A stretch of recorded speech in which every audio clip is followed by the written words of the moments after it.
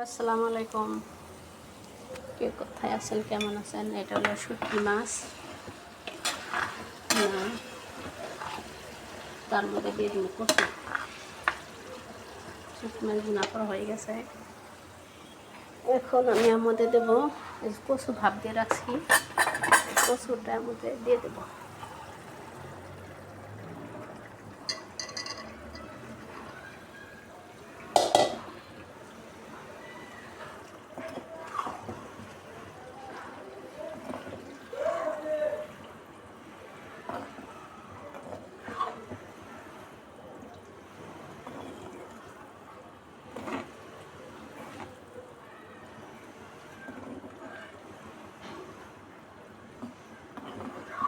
এক একজনের হাতে রান্না এক এক রকম।